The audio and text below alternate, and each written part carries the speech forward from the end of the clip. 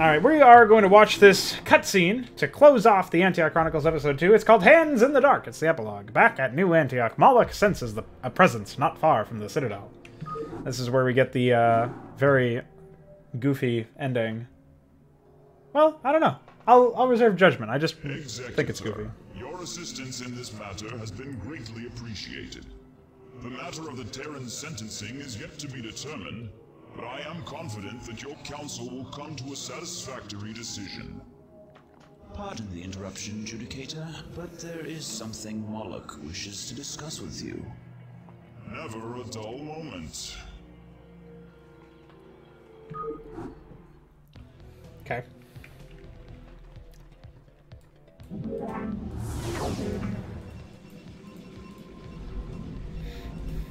I don't even remember. I don't know why they keep giving us control of the base and stuff in these instances. These are just cutscenes.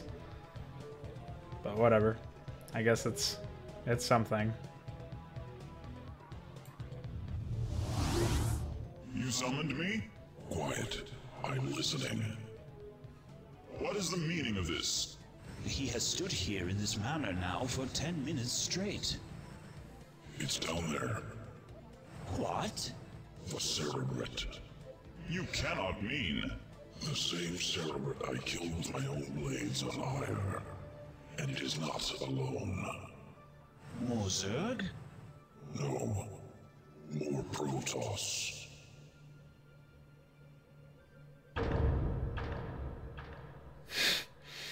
To be concluded.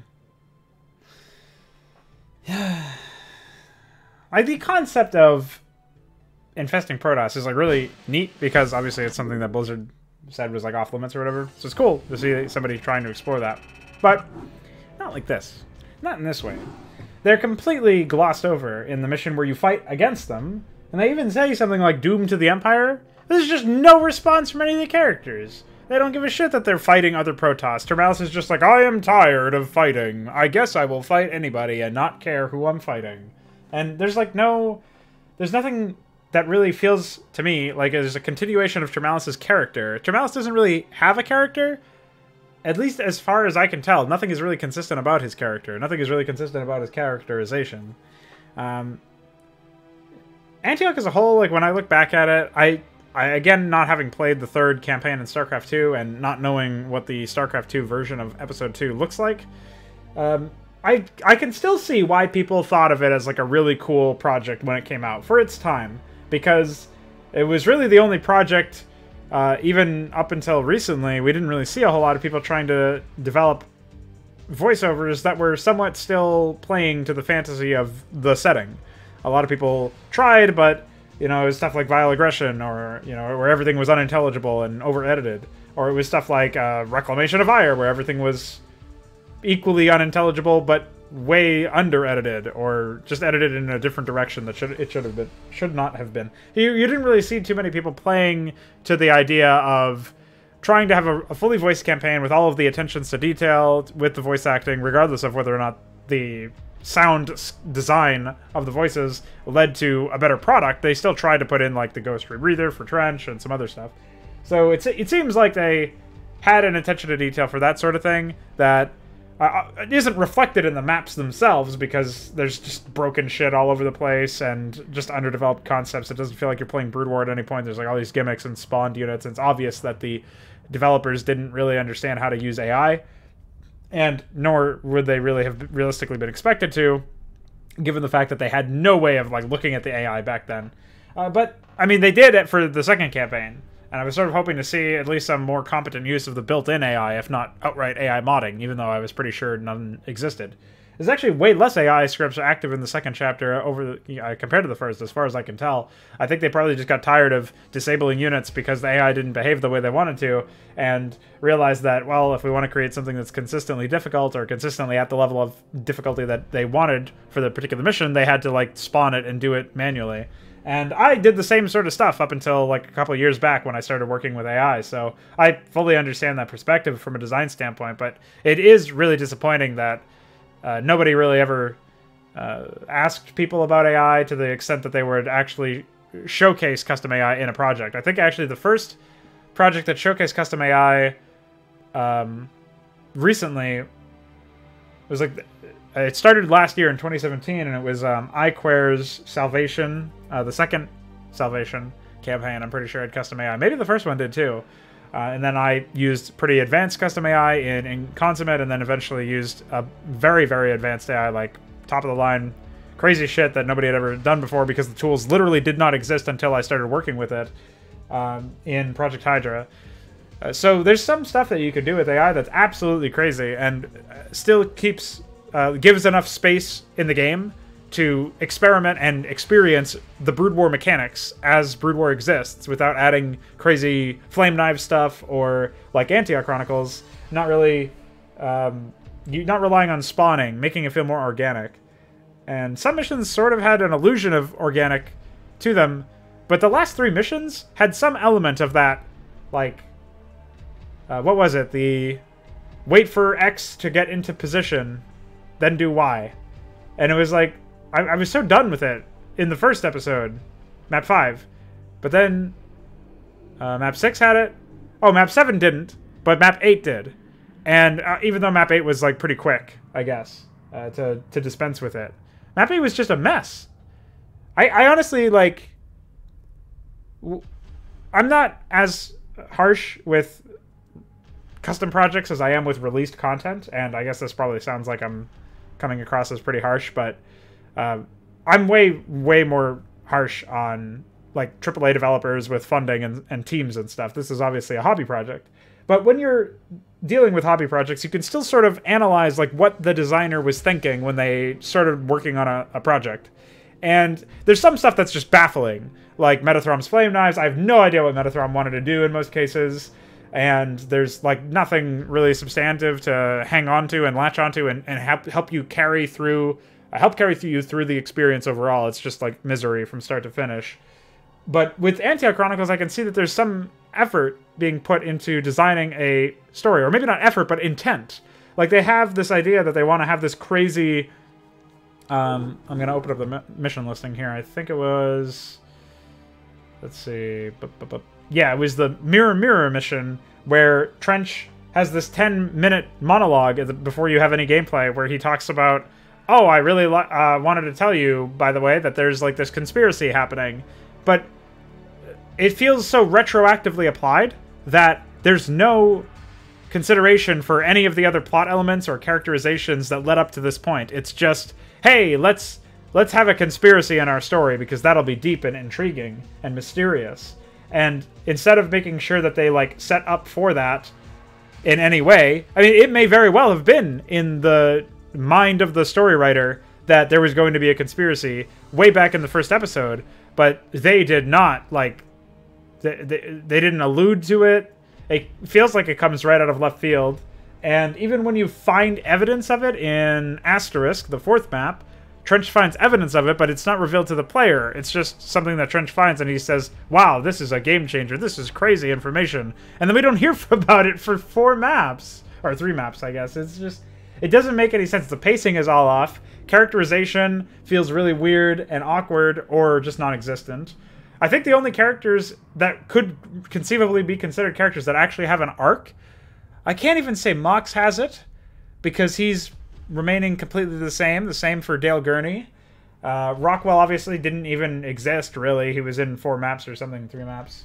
I guess Corrin had something of a development in his death mission, but other than that was completely vacant, and the same for Nurok. Although Nurok didn't even really have development. It was just Corrin talking about how, like, oh, I feel responsible for why you're in a Dragoon, and Nurok was like, nah, don't feel that way, and then they died. It's like, alright, whatever. Trying to think if there's any other character that actually has an arc, because everybody is more or less the same at the end of the story, or dead. Like, maybe they're in a different situation, like Mox and Gurney are now, like, at the behest of the Protoss, like, they're beholden to them in some way because they've been captured, but nothing about their character has changed. Like, we perceive them a little bit differently, but they are the same person that they were when we started the campaign. There has been no development on a principal level. I guess Termalis probably is the only character that has something of an arc, but he changes in such a way where you don't see the change in progress, you just see the result of it. Like, one mission goes by and he's just tired and he's lost his friends. And I guess that's making him tired and like snappy.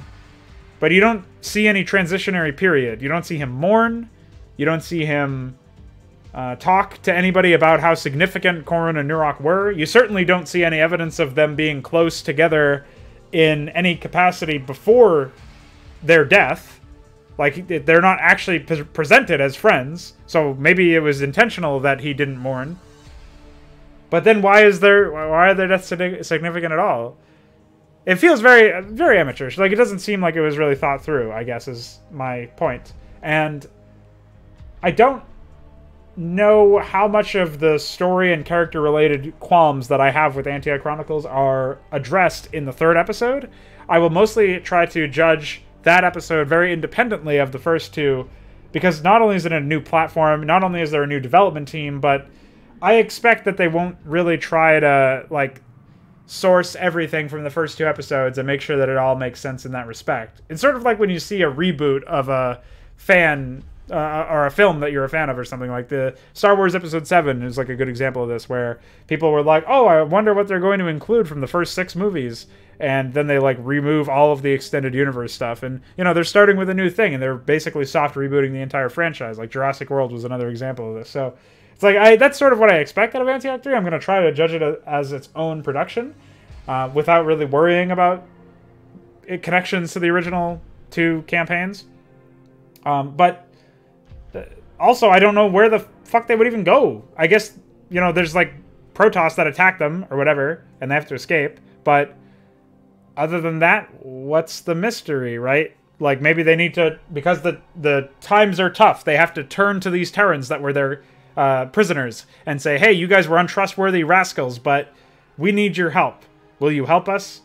Like, help us or die, or something like that. And then, like, they have to help, and then maybe they get away or something. Like, I could see maybe there's something there, but I don't know. I don't know what makes these characters compelling to begin with. I don't think there is anything that makes them compelling. I think the only thing that made this entire production compelling to a lot of people was the time it was released in, where nobody else was even really making campaigns, and the people that certainly weren't doing it with voice acting, and weren't attempting to evoke that classic Blizzard feel. And that's it, really. That's the reason why people find it compelling. That and nostalgia, because they played it around the same time that it came out, which is around the same time StarCraft 1 came out. So that's why other people still think that StarCraft 1 was a good story in the first place. You know, they played it when they were young. That's as far as I can tell. So, I don't know. I don't have a whole lot more to say on the topic.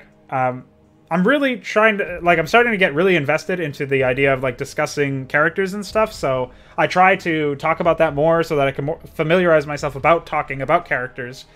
So I apologize if I'm, like, treading over old ground constantly talking about characters, but to me it's, like, really interesting, especially lately, because I'm really auditing my own characters and my own stories. But overall, I think that the characters of Antioch Chronicles, I mean, characters are what carry a narrative.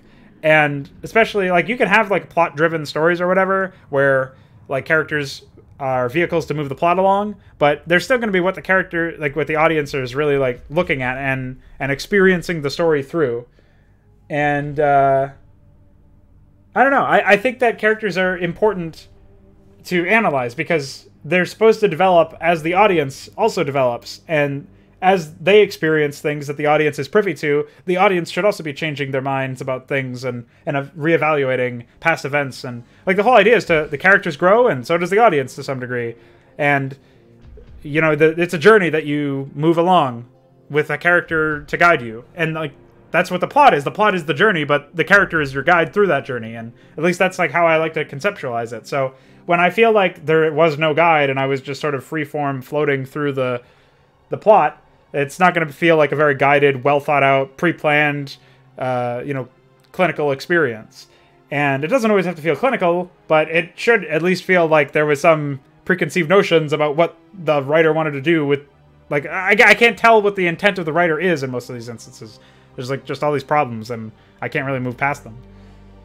So, aside from that, I still don't know why they included a player character, like a POV character, as the executor or captain. It was also unclear, like, in the briefing of Mission 8, they were like, they meanwhiled you, and at first you were the executor, and Termalis was like, I thought Termalis was saying stuff like, the way that he was intoning in that briefing was really weird. He was like, Executor, you are a piece of scum. Like, that's the vibe I got from his voice acting, but apparently he wasn't like that at all. Like, that's not what he meant at all, because then he's just like, do the honors, Executor, you're my friend again. It's like, why did he talk like that? It's so weird. And then Dale Gurney was like, I'm so glad you're on our side, Captain. And that was supposed to, like, segue you into controlling Dale Gurney's forces at the beginning of that mission. But I don't know, dude. There's so much that's inexplicable. And then, like, Mox is just telling his Marines to execute random civilians because we needed some slapstick humor to wrap it all together, I guess.